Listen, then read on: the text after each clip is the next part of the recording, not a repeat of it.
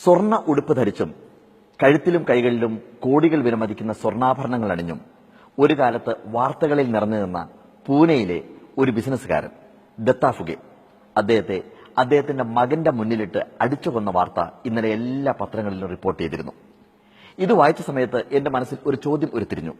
എന്തായിരിക്കാം ഇതിന് പിന്നിലെ മനഃശാസ്ത്രം?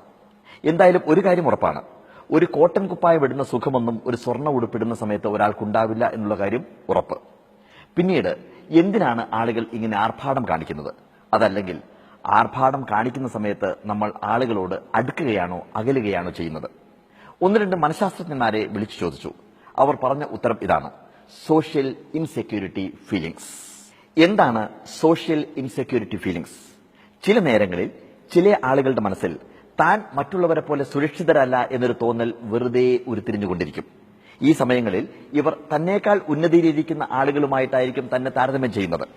താൻ സമൂഹത്തിൽ മറ്റുള്ളവരെ പോലെ ആകർഷിക്കപ്പെടുന്നില്ല എന്നൊരു തോന്നൽ, ബൗദ്ധിക തലത്തിൽ താൻ പിന്നിലാണ് എന്നൊരു തോന്നൽ വെറുതെ മനസ്സിലുണ്ടായിക്കൊണ്ടിരിക്കുന്നു. ഈ പ്രശ്നം പരിഹരിക്കാനായി ഇത്തരം ആർഭാടങ്ങളിൽ ഇവർ ഏർപ്പെടും. അതല്ലെങ്കിൽ അതിനെ പരിഹരിക്കാനായി കാണിക്കുന്ന വിക്രിയകളാണ് ഇത്. പ്രശസ്ത മനഃശാസ്ത്രജ്ഞനായിട്ടുള്ള ആൽബർട്ട് ഹട്ട്ലർ ഇതിനെക്കുറിച്ച് വിശദമായി പ്രതിപാദിച്ചിട്ടുണ്ട്. ഇനി ഇതിന്റെ പരിണിത ഫലം എന്താണ് എന്ന് നോക്കാം.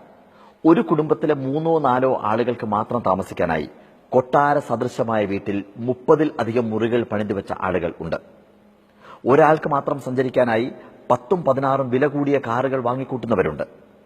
മക്കളുടെ കല്യാണം നടത്തുന്ന സമയത്ത് കോടികൾ ചിലവഴിക്കുന്നവരുണ്ട്. മന്ത്രിമാരെയും സിനിമാ താരങ്ങളെയും പങ്കെടുപ്പിക്കുന്നതിലാണ് അവരുടെ മാനസിക സുഖം. ഇങ്ങനെയൊക്കെ സംഭവിക്കുമ്പോൾ ആരാണ് ഇതിൽ സന്തോഷിക്കുന്നത്?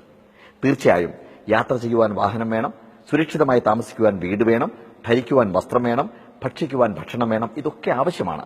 പക്ഷേ ആ ആവശ്യത്തിലപ്പുറം ഒരുപാട് ആർഭാടമായിട്ട് മാറുന്ന സമയത്ത് ആരാണ് ഇതിൽ ആഘോഷിക്കുന്നത് എന്ന് നമ്മൾ ചിന്തിക്കേണ്ടിയിരിക്കുന്നു. ഗംഭീരം എന്ന് പറഞ്ഞു പോകുന്ന ഒരാൾ തന്നെ പുറത്തുപോയി കൂട്ടുകാരോട് പറയുന്നത് അയാളുടെ പണത്തിന്റെ ഹുങ്ക് കാണിക്കാൻ എന്നായിരിക്കും. ഇത്തരം അകൽച്ചകൾ മാത്രമല്ല, സമൂഹത്തിനുമുണ്ട് ഈ ആർഭാടത്തിൽ ഒരുപാട് നഷ്ടം. 5000-ഓളം ആളുകൾ പങ്കെടുക്കേണ്ട കല്യാണത്തിന് ഒരുക്കി വെക്കുന്നത് ഇരട്ടിയോളം ആളുകൾക്ക് കഴിക്കുവാനുള്ള ഭക്ഷണമായിരിക്കും.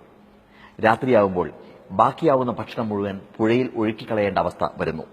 പുഴയ്ക്കക്കരെ ഒരു നേരത്തെ ഭക്ഷണം പോലും കിട്ടാതെ കരഞ്ഞ് ഉറങ്ങുന്ന കുരുന്നുകൾ ഉണ്ടാവും.